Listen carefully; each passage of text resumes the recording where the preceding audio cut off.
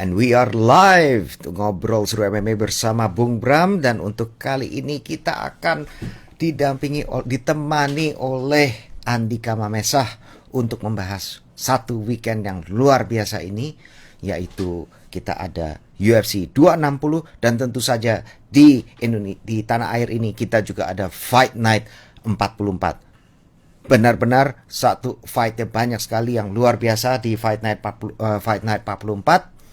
Kita juga ada pertama kita ada satu comeback from behind dari Ucu Rohendi. Terus habis itu juga ada satu kontroversi yang ada low blow sampai 2 kali berturut-turut dari Deddy Kurniawan dan Sofian, dan tentu saja fast finish.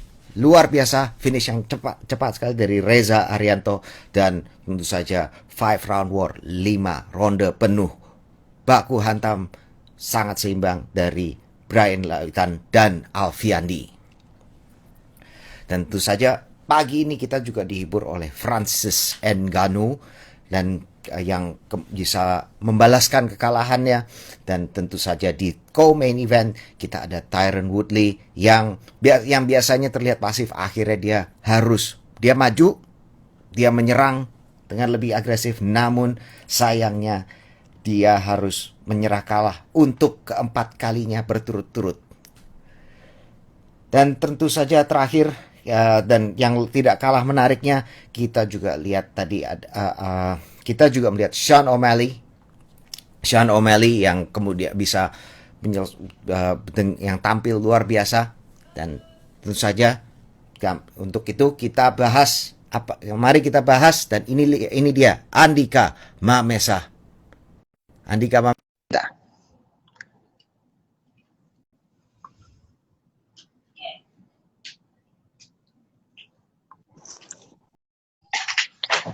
What's up?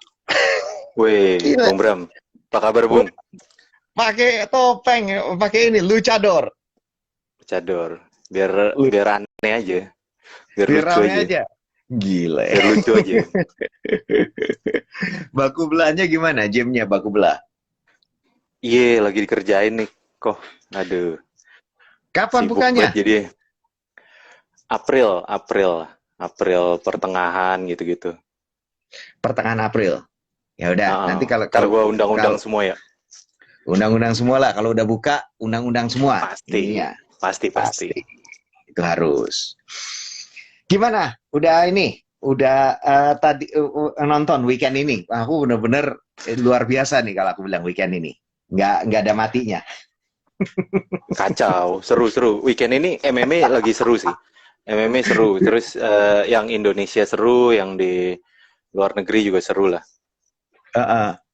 Yang di luar juga seru. Terus habis itu sayangnya selalu atensinya cuma bisa 2 aja, cuma bisa satu-satu ya, nggak bisa nonton 2 sekaligus. Boxing juga seru kan ya harusnya? Boxing ya seru aja lah. Seru Tapi sih. nggak kayak yang nggak sampai ini ya, nggak sampai seramai kan, MMA gitu ya. Iya, soalnya kan gimana ya, kayak misalnya kayak pertandingan yang kemarin tuh yang Indonesia tuh, yang si Brian Lawitan lawan Alfiandi ya namanya. Wah, itu kita lanjut. Gimana nih? Boleh. Satu dulu. Mau dari atas, dari bawah, atau dari bawah ke atas? Gue ngikut aja dah, lu kan nih show-nya lu kan. Gue nebeng aja. Nebeng aja, gue kali yang nebeng lu. Sharing sudut pandang aja lah. Oke, kita mulai dari atas aja. Biasanya lebih banyak nih pertanyaannya nih. Yang gimana tadi? Dari Brian Lawitan sama Alfiandi. Alfiandi maju cuman dengan 2 week notice karena gugunnya kan cedera. Jadi dia juga last minute fill in-nya notice-nya cuma 2 minggu. Kalau menurut gue semalam itu salah satu pertandingan One Pride terbaik sih kalau menurut gue. Itu layak dijadiin title sebuah title gitulah, maksudnya pertandingan title shot itu layak kemarin. Bangga sih gue, maksudnya ngelihat One Pride ada perkembangan yang kayak begitu kemarin bagus banget pertandingannya. Buat yang belum nonton kayak udah diupdate, udah di ini belum sih? Udah diupload? Kalau yang member kalau yang beli member yang bayar 5.000 sebulan itu sudah. Itu dari jam 1 atau jam berapa. Nah, ini yang nggak member menurut nggak belum kayak aku belum lihat. Tapi kalau ngelihat gini lah, fight kayak kemarin gitu, bener-bener 5.000 cuman sebulan nggak inilah, nggak rugi, beneran nggak rugi Nggak gitu rugi, nonton nggak lebih rugi. awal, nggak rugi. Iya. Buat semuanya nonton tuh. Ya kalau yang itu, yang belum nonton nonton tuh. Seru-seru Mm-mm, pertandingannya. betul. Di ronde pertama tuh, mulainya dari ronde pertama udah abis-abisan sih itu gue bilang. Dan aku paling senangnya Iya. tahu nggak kenapa? Kita bisa ngelihat perubahan taktik. Kita bisa ngelihat ada usaha untuk membawa apa tuh namanya nge-shift lawannya kan dari terus habis itu kita juga ngelihat nge-shift lawannya menggeser dari permainan utamanya. Terus Emang apa yang sih ada Alfiandi apa? Alfian itu kan kickboxer, Oh, kickboxer. kickboxing. Dia waktu itu main di KX1 loh. Oh iya Dia ya. Dia dia main di jago deh. jago itu, jago. Dan Alfiandi mungkin buat catatan gini, Alfiandi itu dia, lo inget gak yang pernah ada rekor knockout cuma berapa 5 detik gitu? Oh yang jumping Muhammad knee itu Heri. ya? Yes, nah itu dia di kelas Oh flyweight. itu. Wah itu jago sih Jadi kemarin. Anaknya Johan ya? yes, itu dia. Nah, Oh Johan Mulia ya. nah, lu bayangin aja dari flyweight udah bikin begitu. Waktu itu kalau nggak salah aku lupa udah kontender apa belum. Kalah lawan Agus Setiabudi di takedown, habis itu kalah poin. Hmm. Iya Eh, wajar lah. wajar. Nah, wajar lah kalau dia misalnya kalah poin gitu. Dan itu kalau nggak salah tipis juga. Hmm. Kalau menurut aku sih nggak setelak itu digiling terus 3 ronde nggak. Udah begitu, dia berapa kali lagi tanding naik ke bantam. Baru 1 kali di bantam. Hmm. Ini pertarungan dia kedua di bantam. Iya. Yeah, yeah. Gue tuh parah banget dah Bram. Udah pertama kali nih ya, gue tuh nggak bisa banget ingat kelas. Gak bisa gue. Gue tuh cuma tahu kelas 77,1 kelas gue doang. Sisanya gue kayak Hmm, blank gitu kayak dikasih tahu gue besok tanding ini loh kelas fly. Ah kelas fly itu kelas berapa? Terus kayak kelas kelas apa? Bantam tuh berapa ya kan? Gue selalu gitu. ya Tahu ya? itu Hmm, kalau aku bilang sih ingatan memori wajar-wajar gue aja. rendah kayaknya. Bukan, lu wajar-wajar aja. Kan lu yang main. Kalau gua kan komentator, gua nontonin semua orang. Lah, tapi kan gue kan juga ngobrol-ngobrol sama orang-orang gitu kan kagak enak tiba-tiba gue di kelas ini itu segede apa ya kayak gue nggak bisa inget gue Oke. kan Nah, perlu ini juga lah buat teman-teman, inget. ini sorry bentar. Ini teman-teman ada yang mau nanya yang kartu kuning 2 kali. Nanti kita bahas nih dari atas ke bawah. Mulai nanti kita akan bahas. Jadi sabar aja, simak terus nanti kita bahas. Jadi jangan khawatir. Nah, terus habis itu fight-nya tuh itu ronde 1 kan si siapa tuh Alfiandi daratinnya lebih telak ya. Terus habis itu dibawa ke bawah kan sama Brian Lawitan kan. Terus ditahan terus di Iya, bawah. Brian Lawitan tuh congrats buat timnya juga sih. Tim itu berpengaruh banget. Itu di situ kelihatan kalau di dalam sebuah pertandingan tuh tim yang bagus itu mempengaruhi permainan dari fighternya. Kayak gitu kemarin tuh ketahuan banget persiapannya si Brian tuh diambil alih sama tim. Jadi ada orang di belakangnya kayak kemarin kan Rengga, terus habis itu ada dari Mikael Muay Thai itu rata-rata gue kenal semua dan Nah, mereka emang ada top notch-nya. Gimana gimana? terus habis ada Mikael, ada Rengga. Mungkin teman-teman di sini kalau Hmm. ada yang lupa Rengga dulu itu yang masuk sampai ke flyweight turnamen Suwardi. final. Melawan Hmm. Suwardi, kalah lawan Suwardi. Kalau Uh, triangle. kalah triangle, betul. Nah, Hmm. udah gitu dia masuk ke waktu itu ke timnas untuk ke Asian Games, timnas Jiu-Jitsu. Betul. Jadi ground game-nya ini dia, ini orangnya. Brown apa dapat brown apa perak Brown belt. dapat perak Oh, dia. bronze Bronze ya. Yeah. di SEA Games, bukan Si di game itu. si game SEA si Games bukan games. di. Nah itu dia. Sengklek tangannya sengklek katanya dia. Iya. Ya udah. Nah itu jadi persiapan timnya tuh yang penting tuh. Lu perlu ada orang yang bisa groundnya, ada Mm-mm. strike juga ada. Dan ngatur game plan sih. Game plan tuh si kemarin tuh gue yakin banget itu cuma dikasih satu kata ke siapa namanya Brian kayak lu fokus ke footwork. Kemarin tuh bener-bener footwork yang dipakai sama si Brian. Jadi dia pede banget dengan jarak tendang dan jarak pukulnya gampang banget buat dia menghindar. betul. Sebenarnya kesalahannya si siapa lawannya Brian Alfiandi tuh dia Hmm, ngejarnya nggak pakai kombinasi. hmm. Agak sulit ngelawan itu dengan 2-3 pukulan aja, harus dikejar, dikejar, dikurung, dikejar, dikurung kayak begitu. Tapi memang agak slick kemarin mainnya, gaya mainnya si Brian tuh technical, punya teknik tinggi lah. Jadi Mm-mm. ada membanggakan lah nontonnya. Slick banget, cepet udah gitu, dan Hmm, ngehindarnya bener-bener dia nggak cuma ngehindar, terutama di ronde 2 dan ronde 3 itu dia ngehindar, abis itu langsung counter dari samping dan langsung kabur, cetok, cetok kabur iya, keluar gitu banget. lebih efektif ya. Habis itu ini yang menurut saya ini yang namanya benar-benar permainan ini yang kayaknya benar-benar pengaruh cornerman. Sudah masuk dari luar, dia udah counter ronde ketiga. Alfiandi kan mulai ngejar, tapi dia lebih ngejar cage-nya. Dia mulai ngejar cage wrestling. Nah, karena Iya, ronde 4 karena dia ingin menghentikan speednya tadi. mm-mm. Frustasi salah sama speednya kayak begitu. Soalnya kalau kita di atas ring nih, kita mukul terus gak kena, itu lebih capek, jauh lebih capek rasanya. Karena kita Hmm, ngelempar pukulan kan, tapi ada yang miss gitu. Nah itu betul. otot buat tarik balik lagi ke posisi awal itu makan tenaga lebih. Mungkin bayangannya gini ya. Kalau kita mukul kan coba kalau kalau kita mukul kena pad itu kan enak gitu. Bisa balik kayak membal gitu kan ya.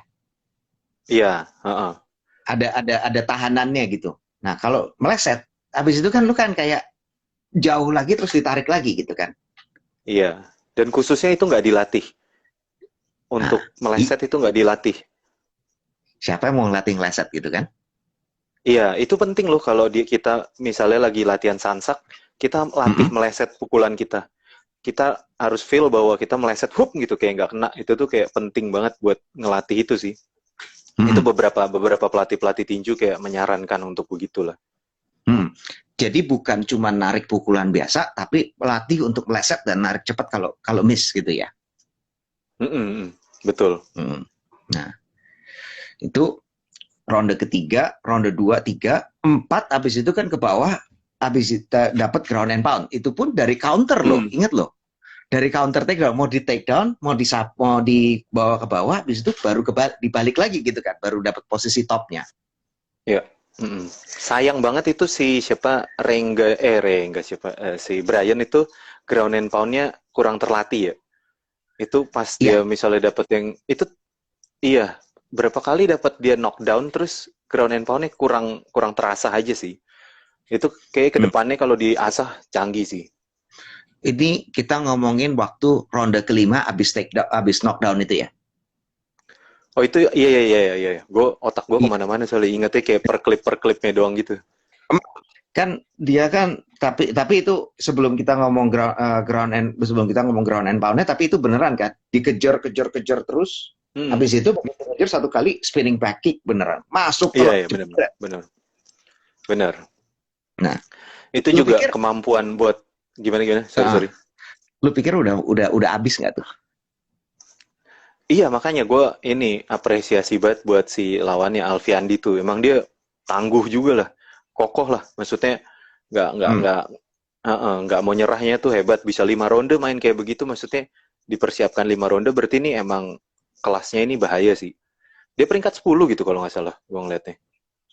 Setuju. Dia peringkat 10 karena baru pindah kelas. Tapi di flyweight Hmm, dia itu udah ini rekor bertarungnya benar-benar udah bagus. Dia cuma kalah satu kali. hmm, hmm, Jadinya kalau menurut aku sih gini, 10 itu dalam tanda kalau ranking 10 sih ranking 10, tapi kalau dari skill level kalau ngelihat dia kayak begini sih enggak. Aku rasa dari skill ya level dia enggak, harusnya lebih. mantap mantap mantap. Iya Tapi mantap tadi itu. terakhir kita ngomong ground and poundnya kurang berisik gitu ya.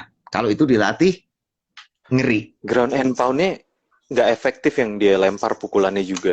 Jadi Ah, dia banyak kayak kayak ya yang si Ahong tuh pas ketemu Theo. Dia kan terakhirnya mm-mm, pas pukul tuh dia juga nggak terlatih lah. Mungkin dia ya gimana ya ground and pound nggak banyak yang latih juga sih.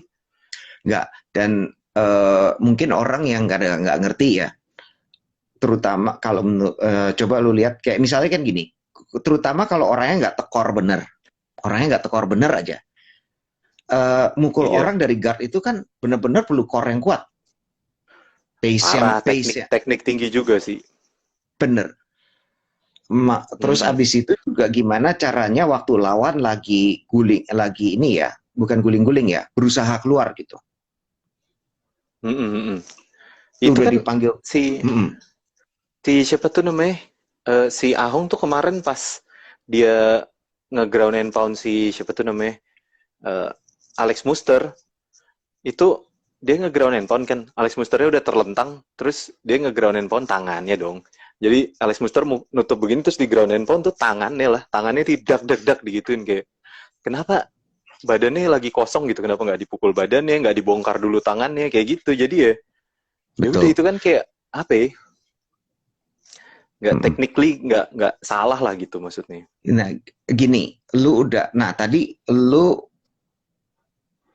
kalau aku bilang, oke, kalau gitu aku bilang sih perlu latihan lagi, tapi dan ini kalau ditajemin lagi, Brian harusnya bisa lebih tajam Mantep lagi. mantep. Dia sih mah Mantap. prospek banget. Keren keren. Pros. Itu dua hands off, terutama juga Alfiandi yang sudah cuma 2 week Yoi, notice, 2 week iya, notice bisa kasih performance kayak gitu, ini two thumbs up. canggih, Ini thumbs up. kayak kalau kalau kita bilang namanya one pride kayak begini, nah ini dia nih gitu kan. Nah, Harusnya iya, ini One Pride standar, harus bersyukur tuh. Iya, standar harus namanya bersyukur punya fighter uh, sekelas mereka, bener. standard bearer itu kayak begini gitu. Nah, namanya standar itu Yo, harusnya kayak begini. Itu yang ini yo, yang harus yo, dibilang the mantap, mantap. standard Iya, gitu. yo, bener-bener. Kita mau abis itu kita coba kita ngomongin dulu deh sebelum kita ke UFC-nya. Aku mau ngomongin mengenai yang 2 kali itu ya, yang Ya, apa tuh itu gue namanya? nggak nonton dah. Itu gue nggak nonton dah, Bung. Asli, emang gue baca doang di Instagram ada nih. Kayak, oh gitu. Ada yang kena 2 kali, Oke. kenapa sih tuh? Lu aja Jadi ceritain. gini, ronde pertama dia di take down, ronde kedua dia ganti si Dedi Mm-mm. itu ganti strategi ke ini. Dedi itu lebih tinggi, terus dia ganti ke clinch. Nah, Hmm, waktu sesi clinch dia itu masuk ke knees, jebret persis kena di tengah, masuk ke groin. mm-mm. Nah, habis masuk ke groin, di stop 5 menit. Belum ada mungkin 20 detik.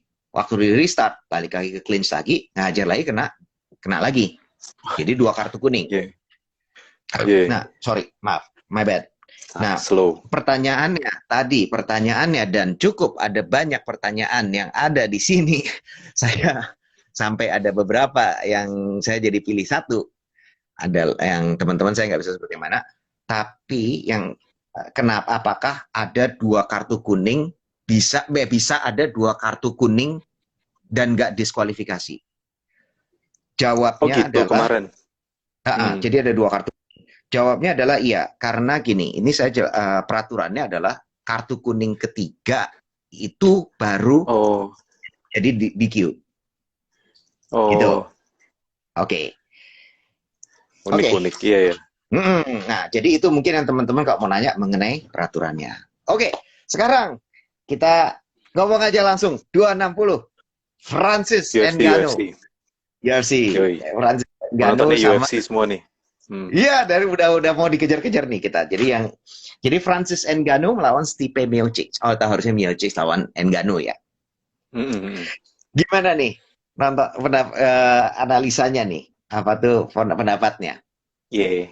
Gue sih ngelihat yang pertandingan kemarin tuh kayak, pertandingan tadi tuh ya berarti. Itu tuh kayak Mm-mm. show-nya tuh kayak semacam kayak the comeback show gitulah kalau gue ngerasanya.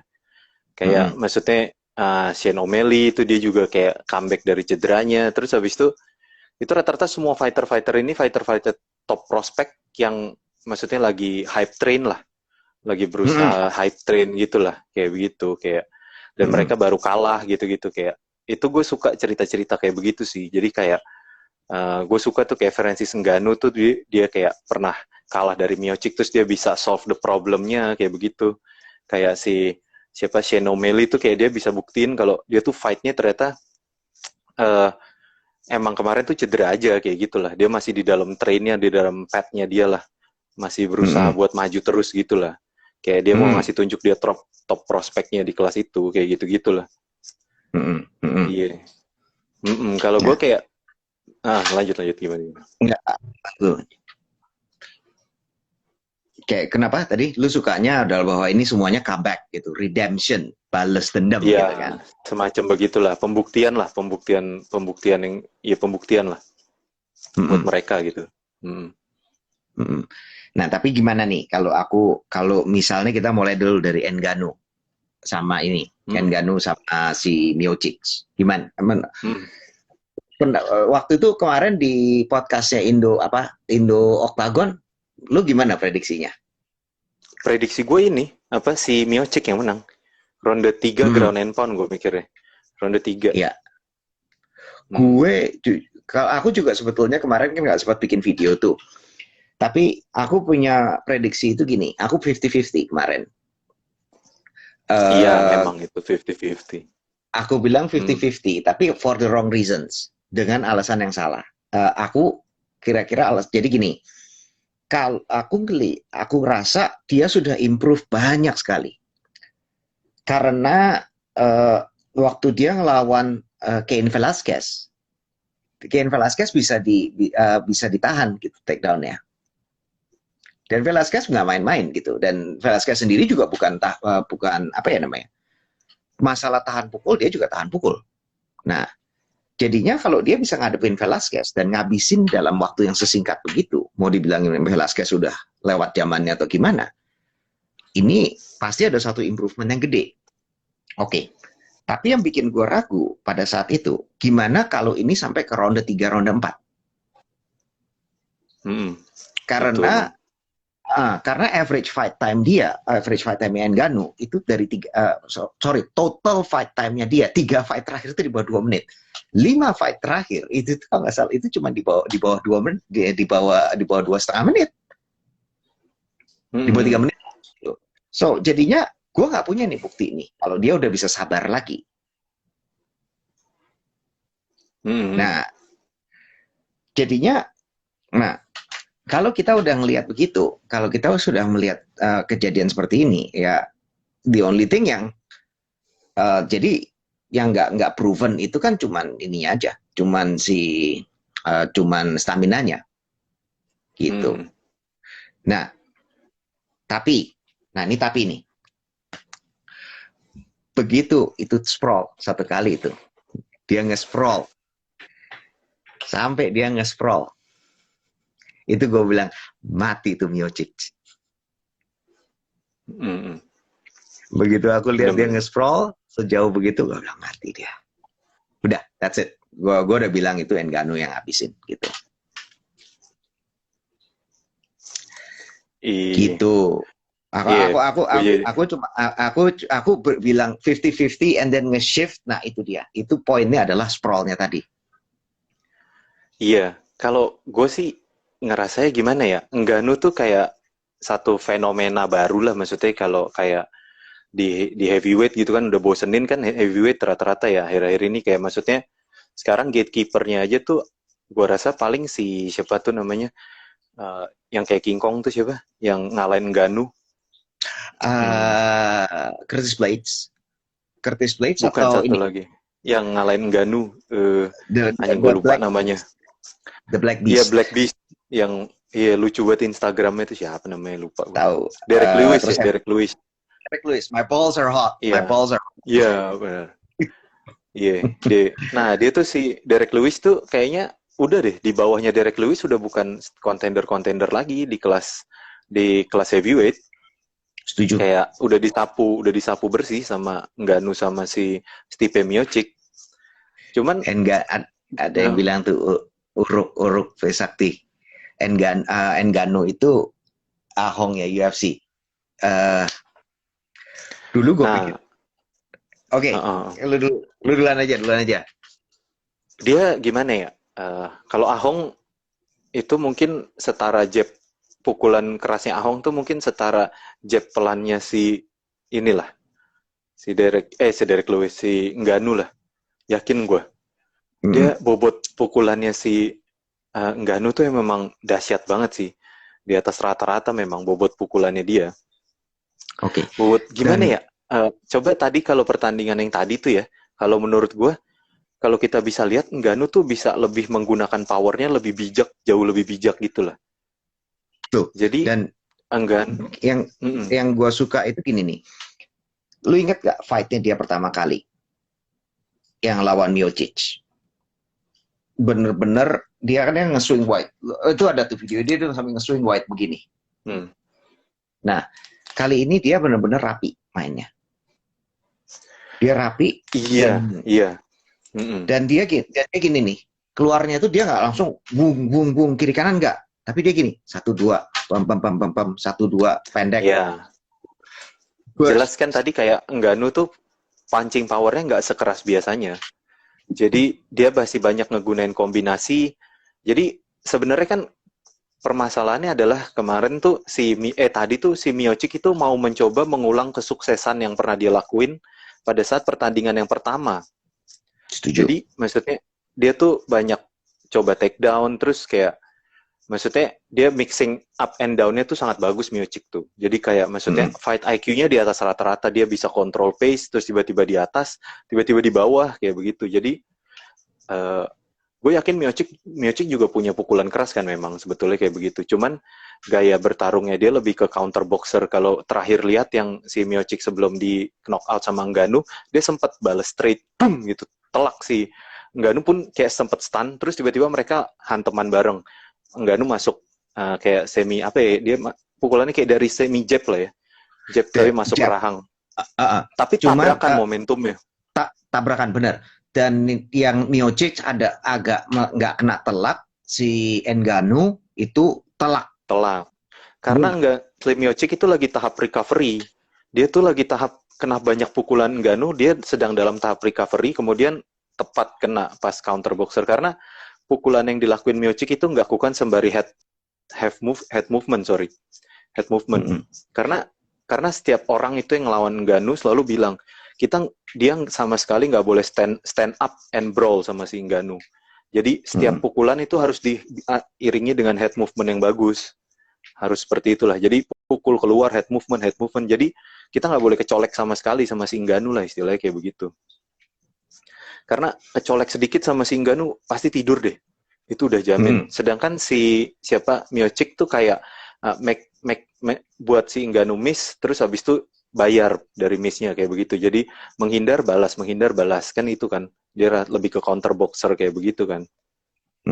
Dan ada lagi gini, lu mau dibilangin dia mau jangan ketowel aja. Itu ground and pound yang terjadi ya satu pukulan kanan yang pertama di ronde pertama, terus habis itu pada saat dia nge-sprawl terus ground and pound itu kencang loh itu loh. Keras. Makanya kuat banget. Asli si Miocic tuh bisa nahan pukulan yang Ngannou tuh memang dia punya jiwa champion dan fisiknya itu juga mantep sih.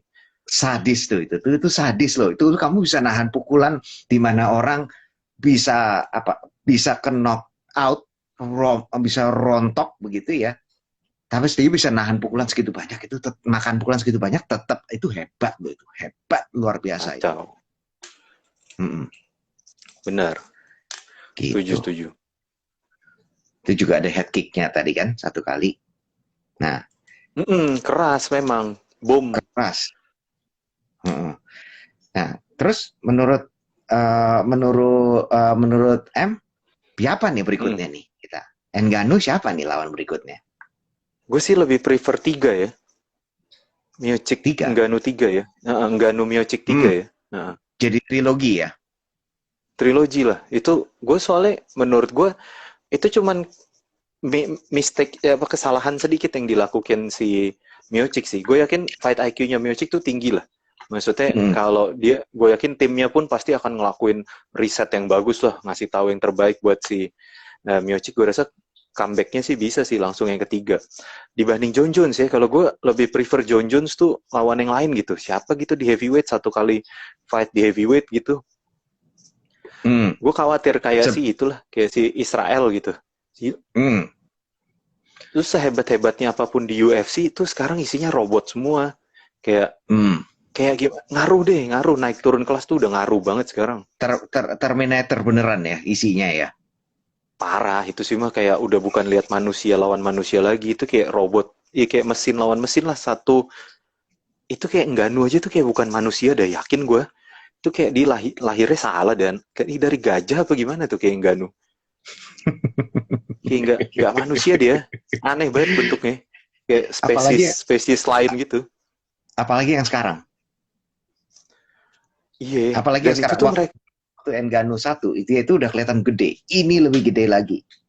gede-gede. Iya, gede banget, kacau. Si Stipe aja tuh Nah, gede banget itu. mungkin kalau yang nggak teman-teman yang di sini yang nggak ada gambaran gitu ya. Kita di sini orang 185 aja udah gede kan. Lu berapa 185? 185 tuh apa? Tinggi badan. Tinggi. Iya, 180 gue. 180. Nah, Hmm. orang kalau ngelihat anime saja kan udah gede. Namanya M itu udah termasuk gede gitu loh di sini. Iya, di Iya, Indonesia lumayan ya. udah gede. Nah, Ngannou itu tuh tingginya tuh 193 cm. 10 cm lagi lebih gede, lebih tinggi. Iya, parah. Nah, Gigantik sih itu. iya, gitu.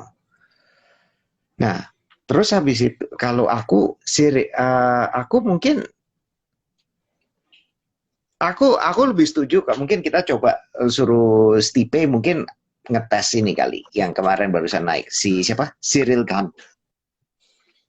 Mending sih itu dah John Jones yang lawan si Cyril itu. Soalnya kalau itu kayak do or die gitu loh. Kalau Cyrilnya menang tuh, wah itu kayak hype-nya tuh langsung bisa buat ditandingin lawan si itu, lawan si Ngannou misalnya menang lagi. Hmm. Nah, itu Ya, dia. sotoy-sotoynya Kak. aja sih. Mm-mm. Tapi kalau menurut aku ya itu sih beneran kita kalau bisa sih bisa. Kalau menurut aku kita kejar trilogi. Trilogi ada kalau buat ini balance antara money juga sih sebetulnya. Money sama merit ya. Iya, itu Kalau lu udah benar. jadi kalau lu ada ceritanya, trilogi ada ceritanya, terus abis itu John Jones-nya juga yang nantang juga legit. Kalau John Jones Benar. sampai sampai terjadi kalah, at least dia masih bisa dijual juga, masih bisa nggak inilah nggak langsung namanya jatuh gitu Mm-mm. Benar-benar. gitu. Itu mereka Jadi yang lebih paham lah. Kalau bisnis kan itu jatuhnya udah bisnis soalnya kan. lebih Mm-mm. safer bet sih kalau menurut aku itu safer bet, lebih lebih aman betnya. Kalau misalnya ada lucky shot atau apa gitu kan bisa aja Mm-mm. gitu. Hmm. Iya, itu kenapa kan ada ini kan, ada apa tuh namanya? Ada pekerjaannya sebagai matchmaker gitu kan. Memang dia udah hidup sebagai pekerjaannya matchmaker karena dia paham betul lah apa yang diperluin sama penonton, apa yang diperluin atlet, apa yang diperluin saya dari pay per view-nya kayak gitu. Mereka udah paham secara bisnis, secara keuntungan udah paham lah. Siapa sih matchmakernya namanya di UFC? Iya. Silva Eh, Silva itu ya, siapa ya? aku lupa namanya benar yang itu. Iya sama-sama. Dulu gue Aku lupa inget-inget itu. semua tuh UFC sempat geek banget jadi UFC sekarang udah kagak gue udah ya nginget-ingetnya udah kagak kepikiran lagi. Dan ini eh udah jarang lihat Joe Silva. Joe Silva. Joe Silva, ya benar-benar. Joe Silva, that's the name. Benar-benar Itu. Joe Silva ya. Nah, oke. Okay. Ini udah panjang. Nah, udah panjang nih. Kita udah setengah jam.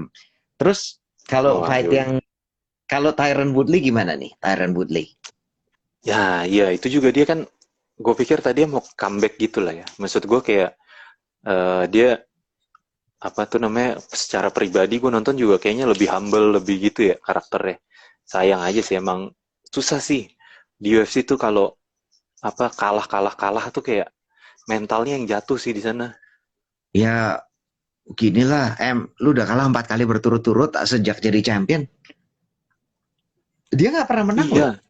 iya itu dia. Bener. Pas Itu era dia jadi champion tuh jago banget kacau dia. Masalahnya pas dia lagi naik-naiknya nih. Itu kayak anjing dia sampai mau disandingin sama GSP juga kan. kalau aku agak nggak setuju kalau itu. Aku sedikit Hmm. tidak setuju. Eh karena gini, si jadi dia sebetulnya oke, setuju dia bagus, tapi lu lihat fight-fight dia itu dia jadi patternnya sangat kebaca. Woodley. Hmm. Dia nunggu, dia mundur, dia tunggu ke belakang, waktu terutama nih, ini taktiknya dia yang cukup kelihatan. Pada saat lawan mau neken dia ke cage, kan wrestler biasa kan neken ke cage. Nah ini dia malah mundur sampai lawannya ke mepet ke cage. Pada saat lawannya Iya. mundur, dia meledak ke depan. Kadang malah bisa off the cage gitu. Nah ini taktik ini yang agak sedikit pasif ini, agak mulai kebaca.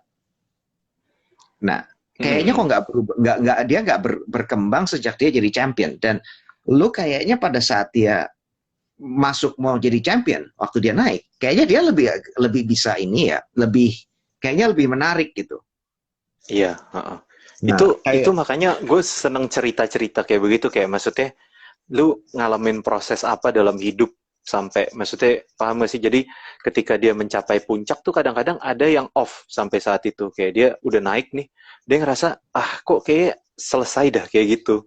Itu ya, that kind of mentality yang kayak, maksudnya banyak loh fighter-fighter kayak begitu. Kalau si di welter tuh juga yang terakhir Johnny Hendricks tuh kayak begitu, kayak aku yang pak fighter-fighter. yang jatuh paling ekstrim setelah jadi juara ya, itu sebetulnya ini Tyson Fury. Tyson Fury tuh comeback story terbaik yang gue ngikutin lah, itu dia gokil sih. Betul. Gue suka Dan banget sama mungkin dia.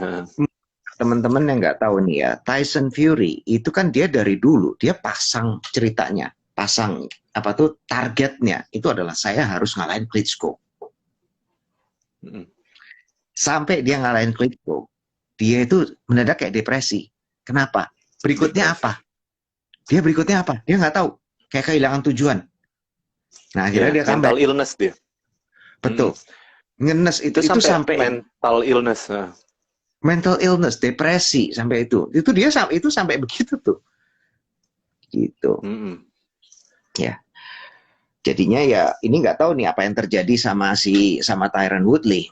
Habis kalah sama Kamaru Usman, habis itu kalah lawan Gilbert Burns, habis itu Bellator sama sih. iya. Iya. Kalau aku bilang Bellator benar.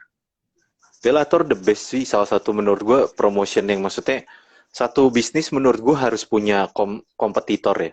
Maksud gue kompetitor yang ngebuat sebuah bisnis tuh berjalan jauh lebih baik lah. Maksudnya kayak begitu. Nah ini nih kompetitor yang maksudnya bisa, maksudnya membuat hype kayak UFC, kita tertarik buat nonton ya cuman Bellator sih menurut gue, sama One Champion ya. Hmm, Tahapnya udah mendunia lah, worldwide gitu, aku worldwide. aku pikir gini. Aku berpikir bahwa Bellator itu adalah satu league promotion yang pinter dalam ngedompleng tenarnya UFC.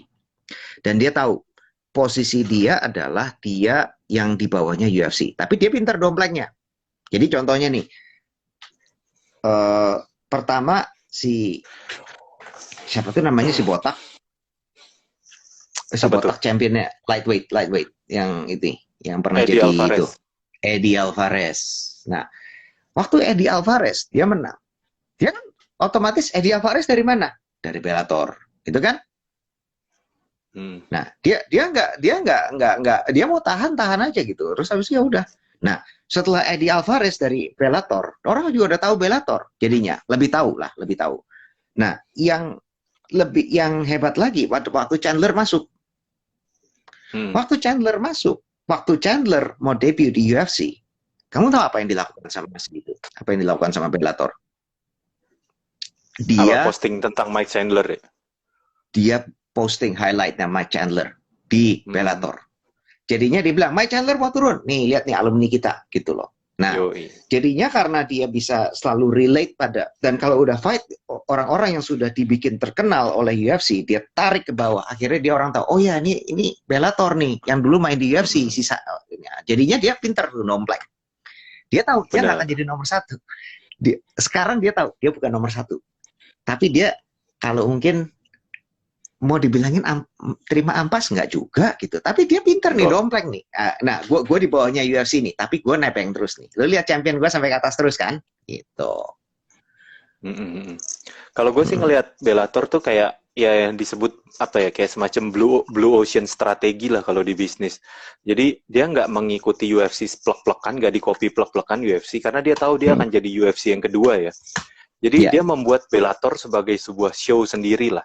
Jadi kalau gue setahu gue gimana ya? Kalau menurut gue tuh sports tuh selalu berhubungan sama entertainment kan. Kayak hmm. sports dan entertainment tuh kayak dua hal yang selalu beriringan lah kalau mau berjalan. Nah, si UFC tuh sangat membuat olahraga MMA sebagai sebuah sports lah. Kayak sebuah, jadi mulai kan ada peringkat, terus habis itu UFC yang pertama kali. Kayak mulai Joe Rogan kan mulai diganti lah sebagai jadi analis-analis, kayak begitulah. Jadi emang Hmm. pengen dibuat kayak sports banget lah, kayak NBA, kayak NFL, kayak begitulah. UFC tuh mau menyetarakan diri dengan mereka. Cuman Ya, kalau Bellator itu, dia lebih ke sisi entertainment lah kayak dia mau menyamakan dirinya sama WWE terus jadi lebih ke fun-nya lah ada entrance pas masuk kan ada entrance kan tuh kayak apa ya. ada ledakan-ledakan kayak gitu-gitu lah Dan dia mau masangin buat apa yang orang bilang kalau hardcore bilang itu adalah freak show fights. yoi freak show fights Gini, masih ada tuh Ken siapa Shamrock lawan Gracie benar? Shamrock hmm. sama Gracie, Tito sama Kimbo Slice Kimbo Slice sama Dada 5000. Tapi parah ya itu orang yang nonton jauh lebih banyak daripada UFC jauh seriusan itu di stu- ini setuju. Tapi dia mm-mm. tahu bahwa it's a freak show, it's an entertainment. Orang bilang Mm-mm. jelek, ya orang tahu itu jelek. Karena kenapa ya? It's a freak show fight gitu kan. It's an Iya entertainment fight buat asli menghibur. ya. Kalau mau jadi lawakan, lawakan aja biarin gitu. Ya palingan dia bilang gue Iya kecewa gitu, sebetulnya jelek gitu. Tapi orang bisa dalam hati kecilnya orang masih bisa menerima karena itu bukan standard bearer, bukan dia, bukan mm-mm. pemat yang bawa standarnya Bellator, bukan dia, bukan Kimbo, bukan Dada 5000. Yoi, makanya freak show tuh sekarang maksudnya gimana ya? UFC kan Pak karena dia udah berusaha untuk masuk ke entertainment, dia pada akhirnya membuat freak show-nya dia sendiri tuh kayak misalnya dia buat belt BMF gitu. Dia kan udah nggak bisa ngelakuin freak show si siapa tuh namanya UFC. Betul, dia Bikin udah malu apa? marketingnya begitu. Paling banter ya tadi BMF itu aja, BMF belt itu Iya, udah paling bisa. itu. Hmm. Mm-mm. Dia buat si Oke. Masvidal sama Nick Diaz tuh juara yang nggak bisa di crown kan mereka kayak juara yang kayaknya nggak bakal juara deh. Si Masvidal atau Populer enggak tapi si Nate Diaz tuh ya hmm, punya ininya marketnya sendiri mereka itu kayak penggemarnya banyak banget si Nate Diaz ya, sama si Masvidal. Tapi kayaknya nggak bakal ya, juara tuh mereka jadi dibuatin sendiri deh. ya gue lihat tuh posternya di situ di belakang. Yoi, Nick Diaz ya Hmm, gue ya, dapat dari majalah gue sobek-sobekin aja. tai. Gila. Oke, terakhir sebelum kita lanjut ke Q&A, Sean O'Malley, Hmm. gimana menurutmu? Mantep dia ini sih the next big thing banget di ini parah tadi kayak Ya, dia bisa menikmati kayak begitu sih Thomas Almeida tuh gue dulu tahu ya dia tuh ini top prospeknya UFC sampai kalah dari Cody Garbrandt itu loh gue masih inget tuh kalau hmm, dia benar. jago lah dia tuh si Thomas Almeida Bukan kaleng-kaleng lah. Dan lu lihat flying iya knee-nya di enggak ronde kedua juga itu bukan kaleng-kaleng lah. Itu bukan kerjaan kaleng-kaleng. Bisa iya bukan nggak diumpanin iya cuman asal-asalan gitu loh, Sean O'Malley, despite enggak hype-nya. Fenomeli mantep dia bisa sangat menikmati itu loh kayak gue nontonnya ikut enjoy jadinya dia main dengan enjoy gue pun kayak wah enjoy banget mainnya plus dia punya sisi swag stylish gitu loh fighter stylish gitu loh yang flamboyan banget gaya mainnya kayak Oke. gaya gerak-gerak tubuhnya itu kayak sangat menghibur si Sean Jadi O'Malley itu dia enak ditonton, flamboyan juga, trash talk-nya bisa, iya yeah. jadinya Connor lah uh, cornernya lah gitu ya, bisa jadi iya next corner lah uh, kalau mau. bisa bener deh Oke. pecah Sean O'Malley Dan dia membuktikan kalau kemarin ya cedera aja gitu, shit happens gitu kan. Iya, benar. Karena gue Apa nggak tahu ya, gue suka fighter yang bisa comeback selalu ceritanya. Kayak maksudnya, jadi fighter yang gue kayak Khabib tuh makanya gue kesel banget dia pensiun tuh kayak ini mah kok udah dah kayak gitu kayak gue tuh pengen banget ngelihat kayak misalnya Khabib someday dia kalah atau nggak usah kalah deh. Gue pengen lihat dia kelanjutannya aja sih kayak gitu. Kayak sayang banget gue. Mm-mm, mm-mm. Mm-mm. Oke, yuk kita lanjut ke Q&A-nya nih. Lanjut Banyak lanjut. banget nih Q&A-nya. Oke, Hmm, aduh, Abu Bakar lu nonton nggak Abu Bakar Nurmagomedov? Wah, kagak. Kagak Ya itu udah, di prelims kan? Prelims dia, di, prelims. di prelims, tapi gue juga nggak nonton tadi. Gue udah nggak itu. Jadi sorry yang mau bahas Abu Bakar, nanti kita bahas lain kali. Kartu kuning udah. Nah, eh, hmm, tadi kita udah sahabat nanya ada apa dengan Tyron Woodley kok jadi kasihan banget. Tadi udah nanya mengenai mindset, mengenai orang hungry-nya Yoi. stop gitu, dan kita udah, dan Hidup kan naik dan bukan turun ya. Kayak maksudnya betul. apa yang kita alami kan kayak ada naik ups and down lah dalam hidup lah. Kayak ya Uh-uh. udah, itu yang dialami Tyron Woodley aja. Oke, nah ini ada yang nanya juga, apakah Stipe masih memiliki kesempatan untuk trilogi? Pasti ada lah, Aku bilang ada cerita, pasti pasti. masih ada ceritanya, masih bisa dijual, masih ada ceritanya dan tidak Iya. harus kalah gitu loh kalau menurut aku. Ya, Mm-mm. Kan apalagi satu kalau sama. benar, coba bayangin kayak misalnya case-nya si ini siapa sih namanya, Stipe lawan DC. Setelah 1-0 di KO, eh, setelah Stipe di KO pun masih bisa dijual kan langsung Mm-mm. untuk Bisa bisa. keduanya dan untuk fight ketiganya. Jadi masih Mm. menurut aku bisa dijual Bisa bisa. gitu. Jadi nggak tertutup sama sekali gitu. Tadi Sean O'Malley kita nanti udah nanya nih, ada nanya Hasibuan nanya, Sean O'Malley calon bintang baru atau sekedar hype train? Enggak, Tadi bintang baru dia. Bintang bintang baru baru, dia. hype Bintang baru. train tadi ya. Sorry, PD-nya the tinggi banget. next big thing tadi kalau I'm Iya. bilang. Mm-mm. Oke, hmm, kalau ini apakah tadi strategi Miocic sama Ngannou masing-masing pada saat fight gimana kebacanya? Kebacanya, gue rasa ini sih kayak maksudnya dia bener-bener pengen ngulang si siapa tuh namanya Stipe, mengulang keberhasilan yang pertama gitu lah. Dimana pasti Mm-mm, Ngannou udah sangat-sangat belajar. Maksudnya mm-mm, gue yakin pagi siang malam tuh yang dipikirin ya Stipe lah, maksudnya apa yang terjadi di fight pertama gitu-gitu. Kayak sayang tuh kayak si Stipe kayaknya nggak membawa sesuatu yang baru lah ke atas oktagon tadi gitu. Seharusnya kayak dia bawa sesuatu yang baru, kayak tapi gue yakin maksudnya pelatih-pelatih juga paham lah akan hal ini. Cuman maksudnya gue yakin tadi tuh salahnya tuh di strategi. Bener-bener gue yakin pasti yang bakal ngerasa bersalah tuh timnya tadi. mm-mm. Mm-mm. Dan aku bilang ada Stipe-nya sendiri juga mungkin ada ininya, ada sedikit terlalu nafsu kali. Miss ya. Mm-mm. Gini, Bener. let me explain ya, biar aku jelasin Mm. gini. Dia kena pukulan berapa kali tuh? Dia kena satu pukulan yang pertama di ronde pertama, kena berapa kali di terus habis itu dari ground and pound kena berapa kali. Dari situ mungkin apa yang dia rasakan adalah gue nggak bisa makan pukulan kayak begini lagi. Jadi gue Mm. mesti ngabisin cepet-cepet nih. Gue kayak dia ada sedikit panik gitu loh. Iya, panik Uh, itu mental itu. uh, ini gue mesti habisin. Ini ada kesempatan habisin cepet sebelum gue kena hajar lagi gitu. Apalagi kan sebelum dia kena itu kan ada satu kali kena pukulan juga ya, dia kan pukulan. Mm. Nah jadinya dia udah bener-bener mentally itu udah kayak desperate gitu. Menurut aku ada seperti itunya. Jadi kalau dibilangin strateginya salah, ada.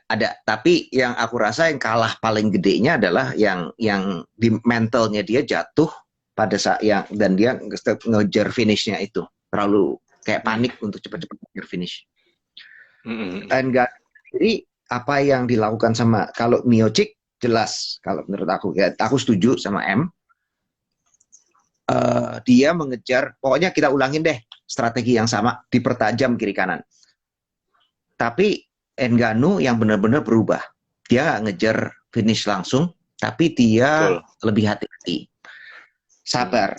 Dan apa yang sabarnya kita lihat itu dia nggak seperti swinging lagi, dia nggak ngejar finish, ngelempar bom aja kan. Dan mungkin dia juga tahu stamina-nya mungkin nggak akan tahan 5 ronde kalau badan segede begitu. Nah, Banget. tapi apa yang dia lakukan itu dia tadi yang kita bahas sedikit, dia tuh keluarnya itu sedikit-sedikit. Bapak 1 2 1 2 3 gitu. Terus diam agak lama gitu. Tapi dia nggak ngejar terus, wung wung wung wung nggak gitu terus. Nah, ini yang kemudian apalagi dipasangin sama Stipe yang tadi bilang orang counter kan, boxingnya lebih banyak ke counter. Jadinya dia sengaja kalau dia sabar, Stipe-nya sendiri mungkin juga nggak ngeliat kesempatannya tadi lebih sedikit dan dia bisa memperpanjang waktunya, memperpanjang apa itu namanya napasnya gitu. Yang mungkin harusnya tahan 3 ronde bisa 4 ronde gitu kan. Kedua, yang ketiga, yang mungkin paling obvious, yang paling kelihatan itu adalah takedown defense. Bisa takedown defense sampai kayak itu, nah itu latihan, pasti udah latihan dan sudah direncanakan lah gitu. Gitu. Jadi ada tiga poin itu aja titiknya, yang mungkin sangat terlihat di ini yang di fight ini. Iya. Plus brutal fisiknya si Ngannou tuh agak bertambah sih kalau menurut gue tadi. Secara fisik dia brutal gimana ya? Dia fighter dilengkapi itu ngeri banget sih. Kayak maksudnya heavyweight saat ini sih memang picture perfect sih si Ngannou ini sih. Maksudnya dia emang kayaknya gaya main paling efisien saat ini untuk heavyweight tuh gaya mainnya mirip dia itu. Kayak gunain brutal. Badannya tuh mirip-mirip Overeem yang pakai steroid deh. Badannya, cuman ini clean. Tapi clean, gila itu serem banget sih si Ngannou tuh. Betul. Brutal. Takedown defense-nya tuh salah satunya secara teknik dan plus ditambah brutal efeknya si wrestling tuh kan salah satunya about power ya. Maksudnya sangat about power ya, teknik dan power tuh harus seimbang banget lah, maksudnya kayak gitu. Tadi tuh ngeri banget, kayak gimana mau di takedown coba badan kayak begitu. Ya. Dan ini yang pertanyaannya sama juga, kenapa waktu fight pertama Miocic kelihatan invincible, tapi kok sekarang di overwhelm begitu ya? Ya, ini persis tadi kita ngomongin. Betul. Sama tadi yang game plan yang kita omongin. Jawabnya adalah kembali lagi ke game plan. Game plan-nya Ngannou lebih bagus daripada game plan-nya game plan dan persiapannya lebih bagus si Ngannou daripada Stipe. Itu aja. Betul. Dan itu jawab singkatnya adalah seperti itu. Nggak ada yang lain. Terus abis itu ada yang nanya mengenai berat badan. Beda kilo berapa nih, aku coba lagi ngecek. Ada beda berat badannya, itu ngaruh nggak? Beda segitu, 243 pound sama ada beda 243, 1243, 1263 kan, beda 20 pound. Ngefek nggak tuh segitu? Dan 263 itu katanya kan juga sudah di-cut. Ngaruh lah, gila tuh, itu ngaruh tuh, tapi ngaruhnya uniknya heavyweight gitu sih. Jadi ngaruh secara speed, ngaruh secara power gitu. Jadi kita bisa milih lebih mau unggul di speed atau unggul di power gitu. Cuman kalau kayak tipe Ngannou tuh yang bisa menggunakan powernya dengan baik gitu ya, dengan bijak gitu. Wah, itu ngaruh banget sih berarti. Kalau sampai 10 kilo ya, nyaris 8 kilo itu ya, 8 kilo lah ya. Ngeri. Bedanya jauh lah. Cuman oke, setuju itu bedanya segitu dan itu efeknya besar kalau di heavyweight karena kan range-nya kan ada tuh dari 205 sampai dengan 265, ada 60 pound. Itu kan sekitar berapa tuh? 30 kilo. Nyaris 30 kilo lah. Nyaris 30. Wah, itu gila sih. Gitu. Nah, kalau tapi kalau di heavyweight tadi yang seperti tadi yang bilang itu karena dia ngaruhnya gede, tapi juga bisa berpengaruh terhadap speed. Benar. Contoh yang fighter yang benar-benar yang dulu bisa cukup selamat gitu ya, walaupun dia nggak benar-benar nggak perlu sampai ngekat di 265. Itu adalah nggak ngekat, itu Randy Couture. Randy Couture itu termasuk kecil untuk heavyweight. Dari light heavyweight soalnya dia kan. setuju. Tapi dan kalau namanya harus orang-orang yang harus ngekat di 265 itu nggak sebanyak itu juga. Contoh nih ya, Mm-mm. yang harus ngekat nih. Mark Hunt itu harus ngekat ke 265. Ngannou mesti ngekat, Yeah. Brock Lesnar yang mesti ngekat juga. Gue bingung deh, itu kayak makan itu makannya apa berarti ya? Dia makan apa di rumah itu kayak, lu latihan sekeras itu, terus masih bisa segendut itu tuh ada yang aneh. Berarti lu makan seember-seember sih itu. Yakin gue. Ya, Makannya udah nggak masuk setuju. akal tuh udah kerasukan makannya pasti. Itu tidak masalahnya itu kebiasaan dia dari dulu dari zaman K1. Dari zamannya dia jago-jago di K1. Jadinya ya Iya. Yeah. gue nggak tahu apakah dia ngerasa dia efisien dari situ, gue nggak tahu. Tapi kalau lu gendut dan lu mesti ngekat dari 300 pound, menurut gue itu yang agak sedikit gak bijak lah. Harusnya kalau dietnya bagus bisa. Tapi ya dia udah Iya. bisa Dia efisien enjoy sama life-nya lah dia. betul, betul gitu. Enjoy dia, happy dia. Gitu. Oke. Tadi nanya di apakah DC harus cut? DC harus cut di light heavyweight tapi tidak cut di heavyweight. Nah, ini Hmm. bedanya. Hmm. Orang-orang light heavy kemarin kita sempat bahas juga. Kalau light heavyweight orang rata-rata tuh walk weight-nya itu sendiri udah 230 juga, 220, 225, 230. Nah, orang yang di heavyweight yang di sekitar orang yang nimbangnya kayak Miocic gitu. Miocic kan nimbang di 243. 240-an lah dia. Dia itu biasanya kalau orang di 243 dia udah ngangkat. Jadi memang walk weight-nya 243. Jadi ini nih bedanya cuma 5 kilo sebetulnya. Cuma 10 pound. Hmm. Kalau orang yang di antara range-nya itu lain dengan orang heavyweight, light heavy atau ke bawahnya. Yeah. Jadi Nah, menurut itu. gue sih nih, Bram ya, jadi light heavyweight sama heavyweight tuh kalau sampai ada yang nge-cut lagi masih perlu cut nih. Berarti dia ada masalah problem sama makanannya dia. Ya, Dia tuh pasti sehari-harinya ada, nggak iya, terlalu pasti gitu kan. makannya nggak disiplin dah. Heeh. Udah pasti tuh. Ya, Kayak nggak mungkin asli berat masih segitu masih mesti nurunin berat tuh buat apa? Kayak itu pasti makannya yang berlebihan tuh pasti gue yakin tuh yang tipe-tipe makan-makan yang es krim satu box gitu-gitulah mereka tuh. mm -mm, mm -mm. Nah, Iya. jadi oke. Oke, kita lanjut lagi ke pertanyaan berikutnya deh. Lu kan suka comeback nih. Hamzat Hmm. gimana? Hamzat, iya sih itu juga keren kan, makanya kan ada ceritanya tuh kayak si Hamzat tuh, maksudnya dia kena COVID ya kan, kayak maksudnya kena kayak begitu, terus nggak balik-balik, kena keserang terus sama virusnya kayak gitu, jadi kayak ada ceritanya lah kayak gitu. Cuman dia juga Mm -mm. masih belum belum jadi champion kan, belum belum masih masih inilah masih masih berusaha naik kan. Masih berusaha naik dan Mm-mm. aku sih gini aja. Aku percaya kalau dia harusnya. Aku sendiri gini. Aku percaya dia jago. Aku percaya dia seharusnya mungkin fightingnya harusnya 6 sampai 10 rankingnya. Jangan langsung dia sekarang rasanya sih udah benar sama Neil Magny udah agak agak lebih benar daripada waktu Ya, dulu lawan Leon. Ceritanya lebih nggak lebih nyambung yang ini. benar. Uh, tapi ya we'll see. Aku sangat ingin melihat namanya Hamzat ini bisa maju. Kalau ngelihat fightnya dia di Brave, yang dia bisa, aku yang suka tuh yang satu kali yang dia nge-KO Ikram Aliskerov. Wah, nggak nonton gue. Gue belum terlalu Nggak, ngikutin banget yang si Kamzat ini nih. ya, lu coba Dia, nonton video video gue. Tapi gini, ah, what happened was orangnya Ikram itu suka pakai lead hook. looping apa Dia emang dia lead edum gitu kayak dia dia kayak dia lompat ngelit. dulu Jadi apa? lompat Hmm, dulu, lompat dia nggak ngebuka pakai lead hook. Dan loncat hmm. mukulnya itu sampai yang bukan yang maju gitu, tapi dia loncat sambil loncat ke depan sampai kakinya Ah, nggak nyentuh. itu ciri khas wrestler tuh. Soalnya dia pikir mau take down kan. Jadi kayak ada Ya, lower level kayak tuh ke bawah sedikit terus tiba-tiba shoot, kayak dia tiba-tiba langsung lempar pukulan orang tuh udah refleks turunin tangan tuh. Ciri khas oke. tuh ya. Nah, si Aliskerov pertama hampir masuk, kedua dihajar sampai knockdown, di counter sama si itu knockdown, apa siapa namanya, sama Hamzat.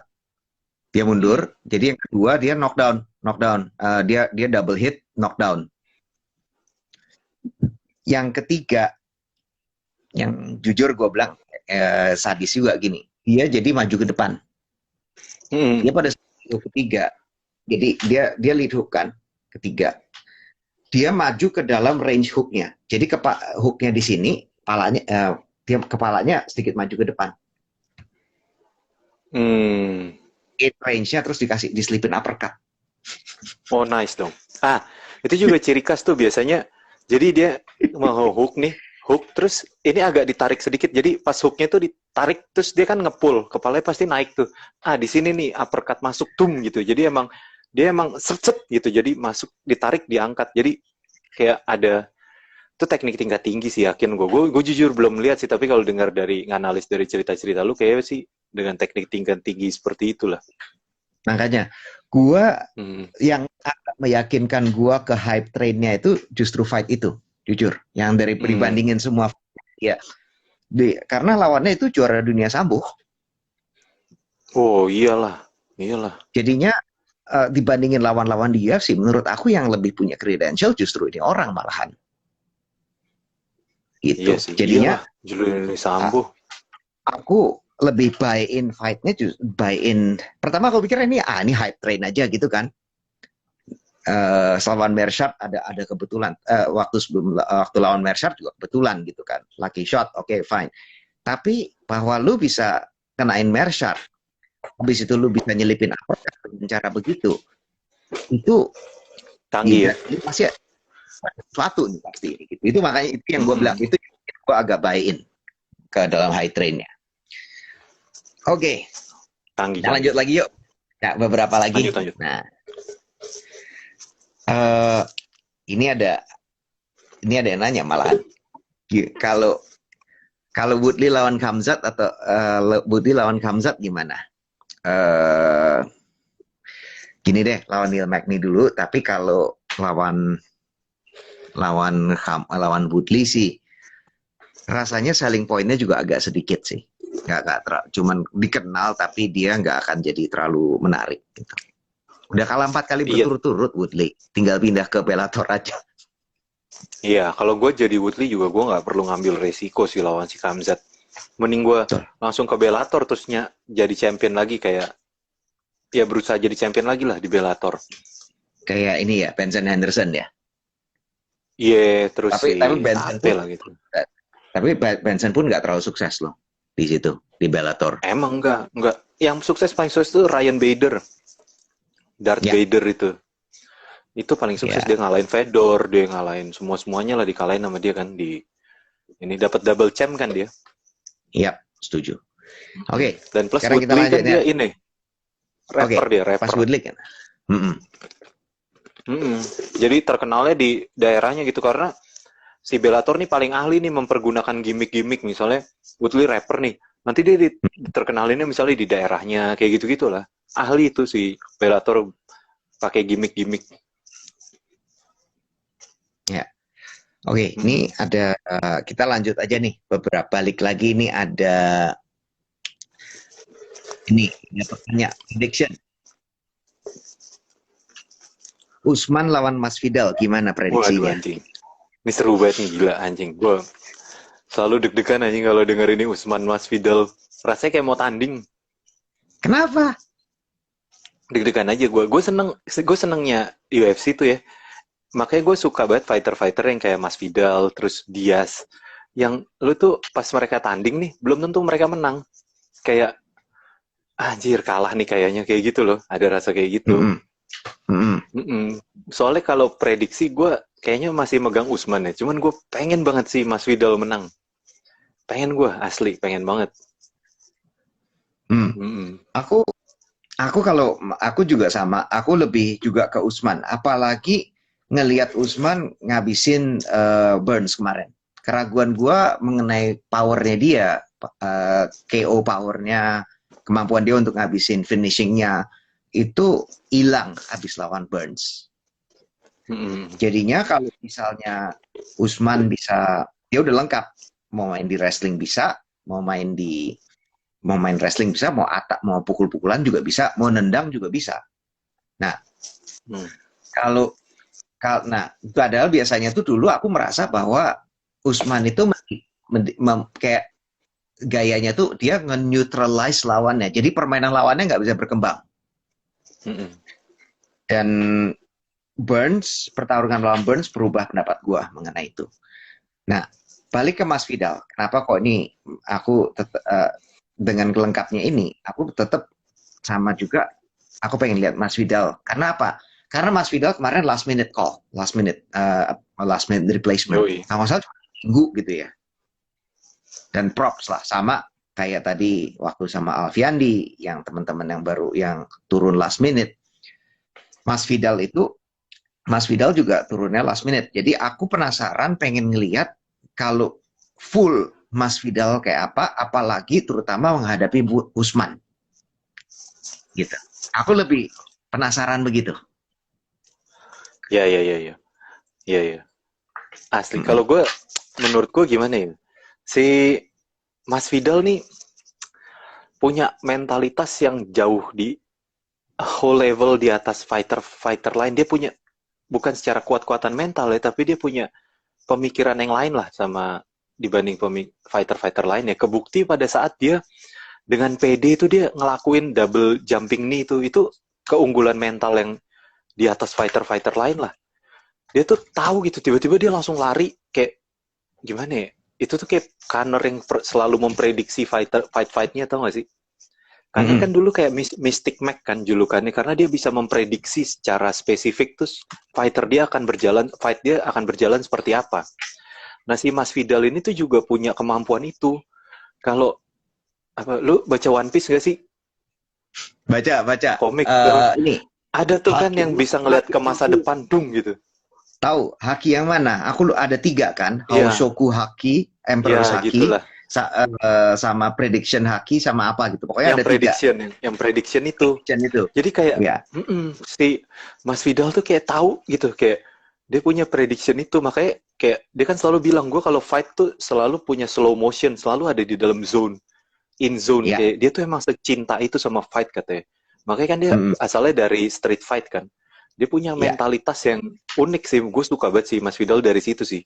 Kayak yang jumping ini tuh nggak bercanda, itu nggak asal dia, tapi dia kayak kayak buang kartu gitu loh, dem gitu. Kayak hebat banget sih Mas Vidal. Terus pas dia lawan siapa Usman terakhir ini tuh kayak menurut gue dia pun masih bisa enjoy the fight tuh, kayak keren banget menurut gue. Dia enjoy banget gitu, kayak fast fight-nya dia bisa senyum-senyum, dia bisa itu kayak mental yang unik banget sih. Cakep. Oke, satu lagi nih sebelum kita tutup, udah 1 jam lewat nih. Waduh. Chandler lawan Oliveira. Ini gak berasa nih kita ngobrol begini terus nih, udah sejam lebih. Seru. Iya. Nah, Chandler lawan Oliveira. Chandler lawan Chandler. Gue Chandler sih, gue lagi berharap. Aduh, kelas light heavyweight tuh seru sih, seru banget lah. Semua juga tahu lightweight seru banget ya. Iya, kalau gue Chandler aja lah. Itu juga gue seneng nontonnya, kayak udahlah nonton aja kalau gue udah mikirnya kayak gitu. Seru soalnya, seru banget. Aku juga agak lebih hype. Aku percaya sama hype. Aku juga pegang, gimana ya? Ada yang bilang katanya nggak worthy, belum pantas katanya Chandler ini dapat title shot, apalagi lawan. Menurut kalau ini sih, aku bilang aku nggak setuju. Kenapa? Karena gini, Chandler itu sekarang yang baru menang nih, nggak baru kalah, itu cuma 3 orang. Chandler, Oliveira, sama Dustin Poirier. Nah, dan Dustin Poirier, dia udah bilang, aku nggak mau title-nya dulu, aku maunya money fight-nya, trilogi lawan Conor. Ya oke, yang ke-7 ya Chandler sama Oliveira. Tinggal Geji barusan kalah. Kalau mau juga Geji diadu lawan si itu. Kalau mau Geji lawan si yang Dan Hooker kalau mau kalah. Dan dan Chandler, tadi ada yang nyebut tuh, siapa sih namanya, Chandler tadi ada yang bilang tuh di sini nih, siapa tuh namanya, Fem Fortis bilang Chandler pick trash talk, setuju. Dia pinter. Dia apa tuh namanya? Dia bisa ngomong trash talknya. Dia Dia bisa bilang, nge-hype sih, nge-hype dirinya. dia lu dapat inspirasi dari mana gitu? Habib will train 29 and Chandler gitu. Aduh. Iya. 29 dan Chandler gitu. Dia ngomong begitu gitu kan seru gitu. Dia bisa, dia dapat inspirasi dari mana bisa ngomong kayak begitu. Terakhir gue denger orang ngomong kayak gitu tuh Kelsonen. Emang fighter tuh menurut gue banyak ya. Maksud gue kayak kita tuh fighter nggak bakal bisa dibilang siapa yang terbaik di antara fighter-fighter itu. Tapi siapa yang paling menjual gitu. Makanya Benar. disebut pound for pound kan. Iya. Nah ini sebentar nih, Imen Katarigan. Bahasa UFC aja. Tadi One Pride-nya udah dari awal, bro. Kita Wah ya udah jangan bahas sedih itu lah. sampai, jangan Udah sedih. Kita sejam. udah bahas, udah 20 menit, udah kita 25 menit kita tadi bahas One Pride. Sorry ketinggalan. Ya itu apa? Iya. Ya lanjut. Gitulah. Lanjut. Ya jadi dia bisa, terakhir gue denger ya Kelsonen, jadi pinter aja dia ngebahasnya. Dia pinter nge-hype-nya. Dan Harus fighter tuh butuh hype itu. setuju. Mm-mm. Jangan cuman gini loh, dan ini susah, dan aku harus akuin gini loh. Fighter suka nggak suka ya, dia itu harus bisa menarik perhatian. Iyalah, Gitu. itu untuk intinya sih di situ ya. Dan nggak semua orang itu punya fight style yang menarik perhatian. Iya, betul. Dan nih, aku ambil contoh nih, ini dan ini aku ambil contohnya gini. Sorry, ini aku mungkin yang tadi Oliveira-nya aku tutup aja. Pokoknya kalau prediksinya lawan Oliveira, aku lebih pegang Chandler juga tadi gitu kan. Iya, gue juga Nah, Chandler. gue pegang Chandler karena mungkin masalah size sama power juga. Aku lebih pegang di situnya. Dan aku rasa dia dengan pressure, dia jadi pegulat.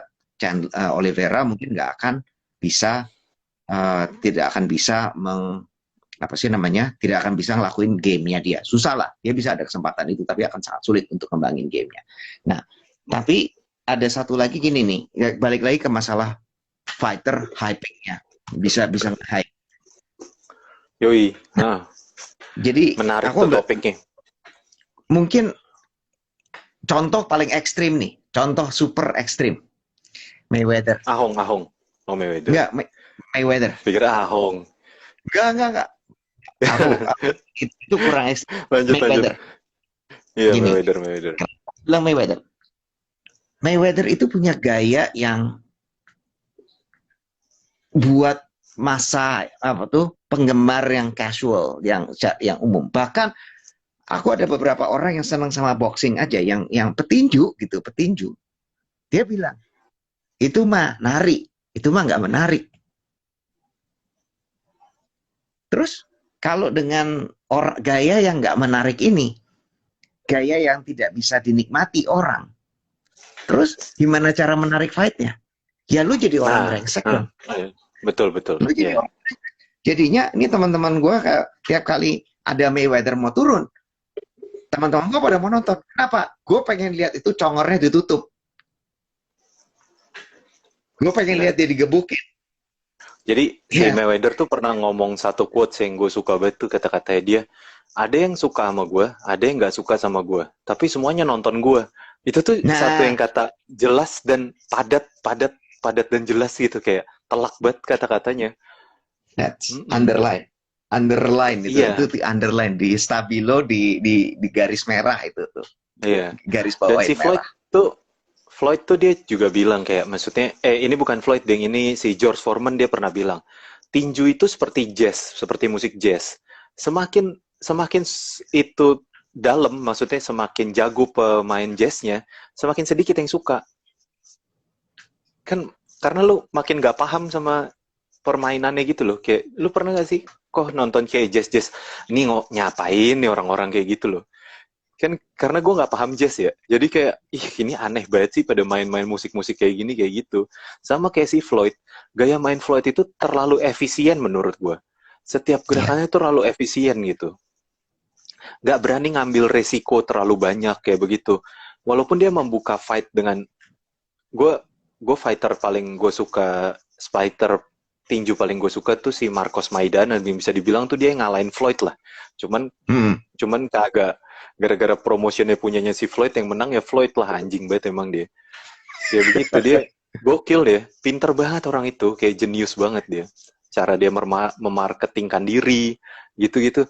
Lu tau gak sih, kok jadi eh, dia tuh kan pernah berantem sama bapaknya kan, si Floyd. Jadi Hmm. bapak berantem sama anak tuh kayak nggak mendidik banget, itu kayak Kim Kardashian, Kardashian family lah, Hmm. kayak Hmm. gitu Hmm. kan. Ya dia berantem sama bapaknya yang di YouTube tuh puluhan juta yang nonton video dia berantem sama bapaknya, dibanding sama fightnya kan, itu hype banget maksudnya. Buset, tapi emang seseru itu, kayak gue nggak pernah nonton nih kayak dua maskulinitas, dua sisi yang maskulin gitu berantem satu sama lain sambil kata-kataan kayak orang gang gitu lah, ya gangster banget gitu lah kata-kataan. Kayak maksudnya si Floyd bilang, gue yang memperkenalkan nama Floyd, lu yang dompleng nama, sorry, gue yang memperkenalkan nama Mayweather, lu mendompleng nama Mayweather. Itu lu ngomong gitu ke bokap gitu, kayak wah ini durhaka anjing, lu mau punya duit berapapun masuk neraka juga lu, kayak gitu kan. Itu yang orang cari memang, drama-drama itulah. Ini gua ya sama aja lah. Gini, contoh lagi itu kalau kita bilang lah, ya itu contoh yang paling gampang lah. Lu satu fight kalau lu nggak hype, lu nggak akan nggak nonton.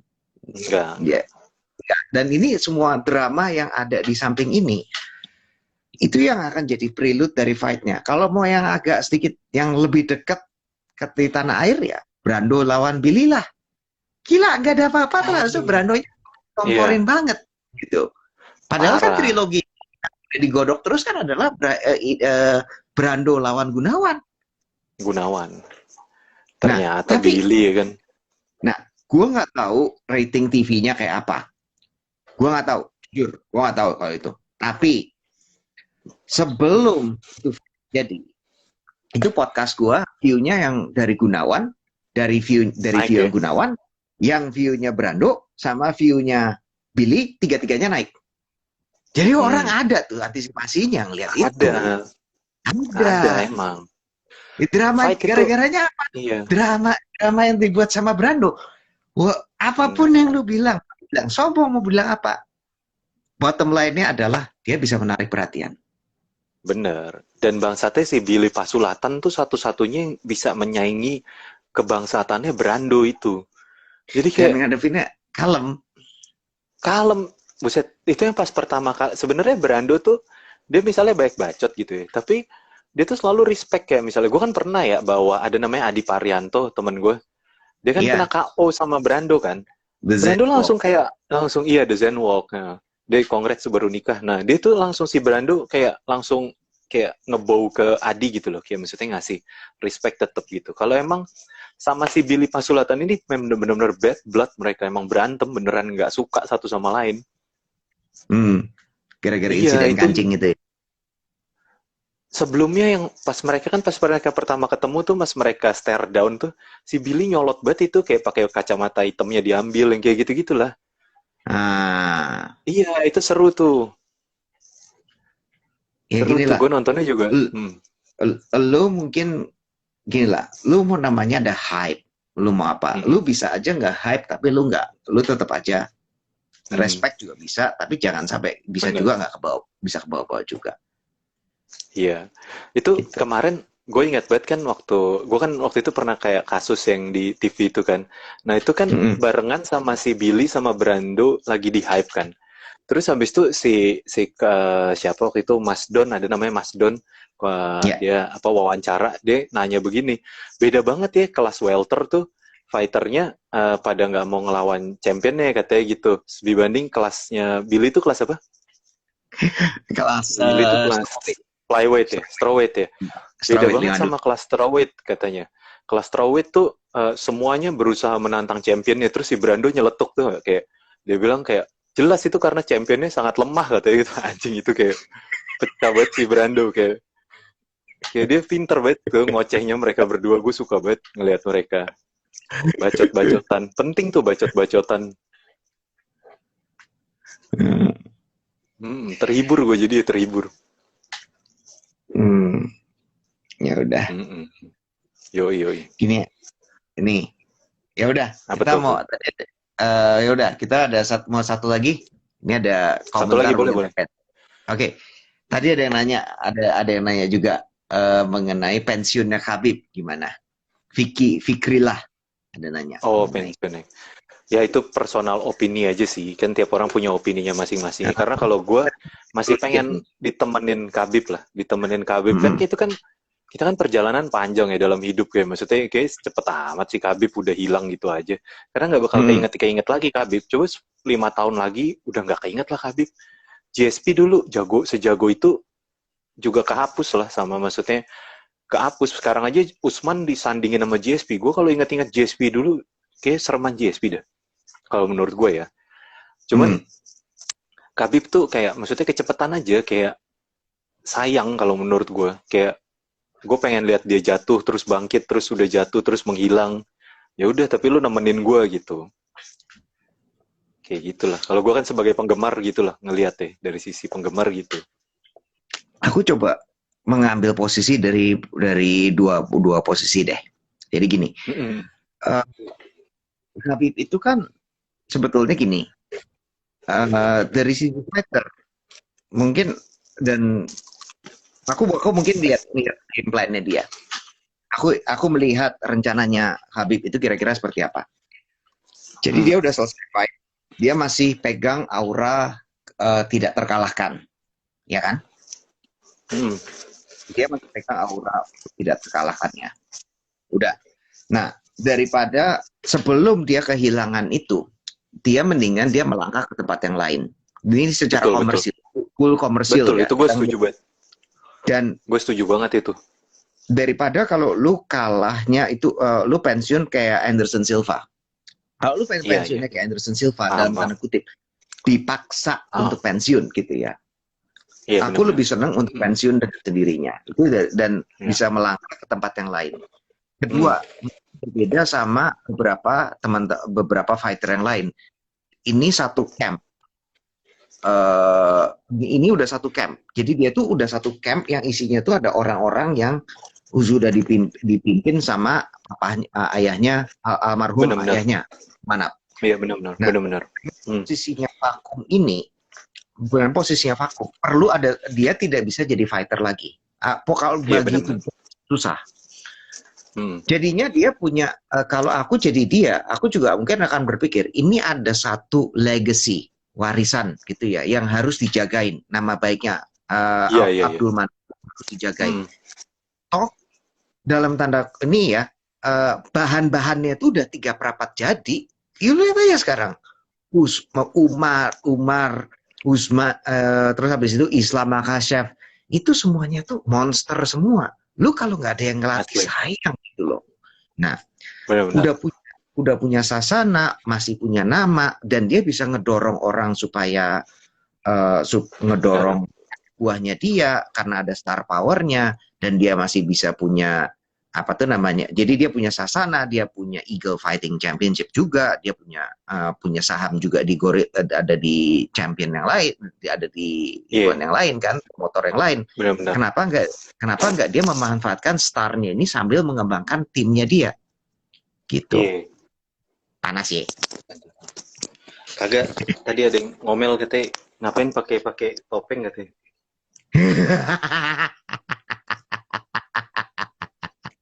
Gue ikut aja dah. Nggak apa-apa. Gue bilang mau biarin aja. Nah, jadinya kalau aku melihat posisinya dia memang apa yang dia punya timnya, dia punya apa posisinya dia sekarang, ke absennya papanya, itu mungkin aku akan memilih untuk pensiun juga. Nah, Iya, iya. abis itu, tapi sebagai fans, aku penasaran. Hmm. Aku penasaran kayak tadi kayak M Yang juga gue sama. bilang. Hmm. Yes, aku setuju. Posisi aku sebagai Iya, iya. fans, aku sangat setuju. Dan aku Hmm. aku Aku sama gitu, aku penasaran gitu loh ngeliat nih orang Iya kan? gitu. Gitu aja Mana sih. mana di divisinya masih banyak kan, maksudnya dia di dalam divisi yang hot-hotnya gitu. Setuju. Nah, Iya. itu jadinya aku mencoba melihat posisi itu, melihat point of view yang berbeda gitu, dua point of view itu sebagai fans Iya juga, benar, dan aku mencoba benar-benar. mengerti posisinya dia, Ah, dari bisnis ya. dari bisnisnya dia, dari longevity-nya dia, dan dari terutama ya mungkin camp dia ya jadi bisnisnya dia juga kan. Nah, Hmm. mungkin malah lebih enakan dia punya camp, timnya udah tiga Iya. perempat jadi, tinggal diterusin aja, bangun aja terus tuh tim. Iya. Cuman gue pengen banget tuh, soalnya gue penggemar Connor ya. Gue Connor tuh dulu nggak suka banget, terus jadi suka. Dulu awalnya suka, terus nggak suka banget, terus jadi suka kayak gitulah. Jadi gue ngalamin yang kayak naik turun sama si Connor nih, kayak ngikutin dia, anjing seru juga deh. Nah, gue pengen banget dia ketemu Khabib lagi tuh, kayak kayak masih. Soalnya tuh seru banget gue ketemu pas gue masih kebayang gue celebrate the moment pas si Khabib ketemu Conor tuh anjing itu seru banget. Terus yang kayak rusuh di dalamnya itu nilai-nilai jual yang tinggi banget lah. Yang Khabib lompat itu tuh kayak show banget. Jadi nonton show banget gitu. Kayak riuh penonton kayak gitu tuh kayak nggak terulang lagi tuh, nggak akan terulang lagi kejadian Mm-mm. itu. Mm-mm. Setuju. Seru-seru, Setuju. sayang banget. Mm-mm. Cuman ya kalau habis kalah begini rasanya susah Ya, juga ngejualnya sih. Udah susah iya benar. gitu, dan Conor mah mau lawan siapa, dia dilawan sapu juga. Suruh lawan sapu lidi juga kayaknya tetap orang nonton deh. Kalau Conor McGregor, dia mm, disuruh lawan siapa, lawan kambing itu kan juga masih nonton semua orang pasti. Dia udah jadi show sendiri lah, Conor show yang hidup lah dia tuh. Gokil dia. ya. Heeh.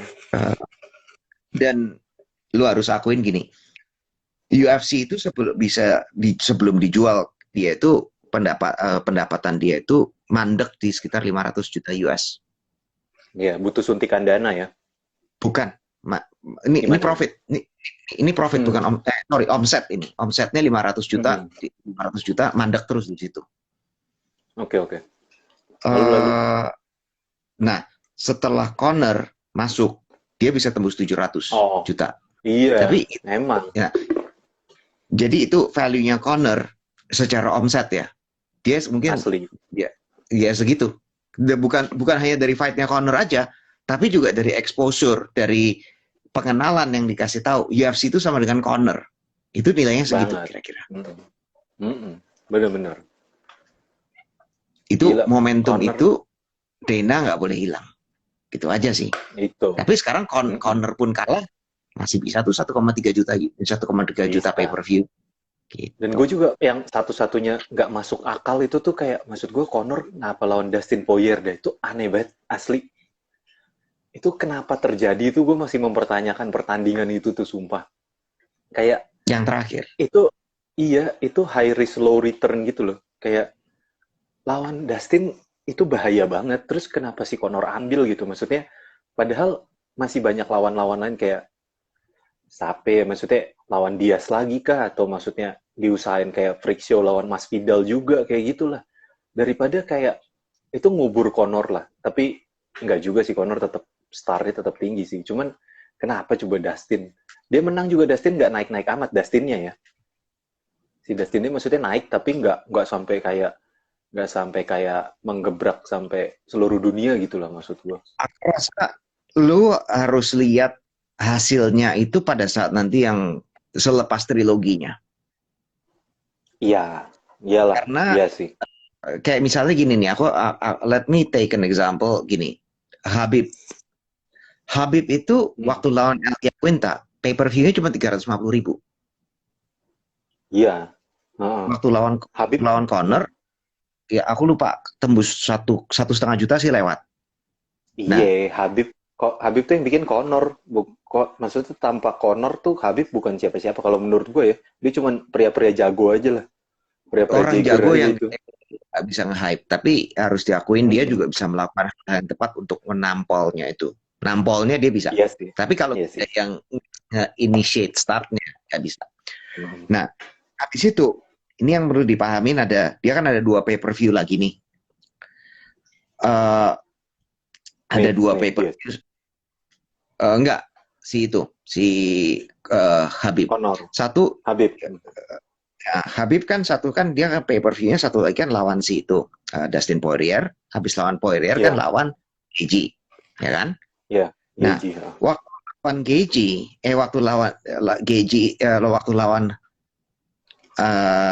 waktu lawan si siapa tuh namanya? Waktu lawan Habib si Gaethje.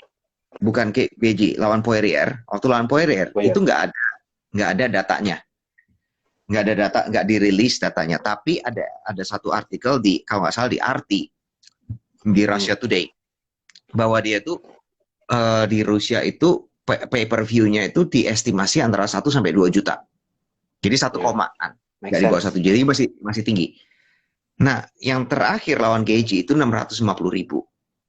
650 atau 675 gitu. Pokoknya di bawah 1 juta. Cuman ada satu catatan kakinya nih. Waktu itu kan di Timur Tengah, di Fight Island, di Yas Island kan. Nah, corona. Ya, karena corona di Yas Island dia. Nah, waktu di Yas Island itu, kamu ingat gak? Kita nontonnya pagi banget. Iya, Karena petinggi-petinggi, bukan time zone. Itu bukan masalah time zone. Itu masalah petinggi-petinggi. Itu masalah petinggi-petinggi yang ada di situ, petinggi yang di Yas Island, yang di UAE-nya. Dia minta supaya mereka mau live nonton. Sehingga kalau konglomerat enak ya. Jadi konglomerat tuh emang enak banget lah. Ya. Nah, tapi sehingga time-nya tuh tidak ideal buat kita, tidak ideal buat banyak tempat. Tapi masih bisa 700.000. Berapakah kalau itu ideal? Gua nggak tahu. Kita nggak tahu. Tapi itu jamnya sangat tidak ideal. Iya. Itu jawaban. Jadi kalau apakah dia bisa tembus 1 juta kalau jamnya normal, menurut aku mungkin bisa. Harusnya. Bisa sih. Tapi ya, bisa ya. Itu contohnya yang orang bisa nge-milk. Tapi itu yang paling terbukti kan justru setelah Conor, Habib bisa jadi bintang. Nah, Poirier ini pertanyaannya, lepas dari Conor berapa nih ceritanya nih? Itu baru jawabannya. Poirier tuh cuman cowok-cowok jago biasa gitu loh, nggak pinter ngomong juga, jago doang. Maksudnya kalau di level mereka tuh udah jagonya ya gimana ya? Mereka tuh udah pada bisa ngomong semua gitu kalau di level mereka. Cuman udahlah. Ada Chandler level aja entertainingnya, iya. Chandler dia lebih entertainment sih. Itu yang bagus. Ya wis, aku rasa nih udah 1,5 jam, kita tutup dulu aja kali ini. Parah nih, ngomong nggak. Ini aja numpuk terus nih, ada terus gimana? Banyak yang nonton lagi. Ya wis, oke, ya udah. Thank you semuanya. Terima kasih banyak buat waktunya, udah ngeluangin waktu sampai 1 jam lebih. Kepada teman-teman semua yang udah ngikutin kita dari sini, ngikutin Ngobrol Seru MMA, udah nonton terus, terima kasih banyak. Dan tentu saja sampai jumpa lagi pada kesempatan berikutnya. Dan itu aja, salam us.